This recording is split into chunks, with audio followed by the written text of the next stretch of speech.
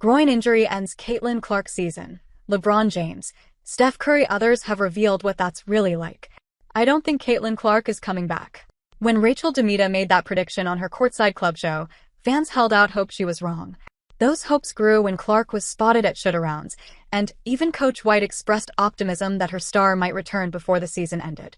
But now, all those expectations have gone up in flames. I had hoped to share a better update, but I will not be returning to play this season, came straight from Caitlin Clark's mouth. After sitting out 19 consecutive games with a stubborn groin injury and making several failed comeback attempts, she finally had to call it off.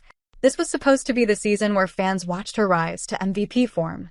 And Clark certainly set the tone early, opening the year with a 20-point triple-double in the Fever's 35-point blowout of her so-called arch-rival, Angel Reese and the Chicago Sky. But that led nowhere, as CC managed to suit up for only 12 more games. A player who hadn't missed a single game in 4 years at Iowa, or even in her rookie WNBA season in 2024, suddenly found herself battling 3 different injuries. Every time she tried to come back, she couldn't last more than 5 games, and it showed. Her struggles were clear, with a dip in shooting efficiency from 41.7% to 36.7%. When Caitlin Clark walked off the TD Garden court in tears, Coach Stephanie White gave fans a little hope, calling it a day-to-day injury. Who knew that would be the last time we'd see her in action? As the weeks went by, the team finally admitted there was no specific return timeline.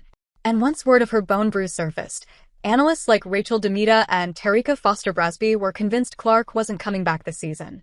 This article explores why, despite the backlash over keeping Caitlin Clark's injury updates private, the Indiana guard made the right choice by sitting out, following the example of other athletes who face similar injuries, athletes who've been in Caitlin Clark's shoes. Groin injuries aren't something you just shake off in a day or two. Sure, Odyssey Sims is a rare example of someone bouncing back fast, but most players? Not so lucky. LeBron James. Christmas Day in 2018 was anything but merry for the Lakers when LeBron James took a slip, muttered that dreaded pop, and left fans holding their breath. Diagnosed with a groin strain, there was initial hope he'd bounce back quickly, as the injury was labeled as day-to-day. Instead, the recovery stretched on for more than 5 weeks, costing him 17 games, the longest break of his 16-year career then. Sounds familiar, doesn't it?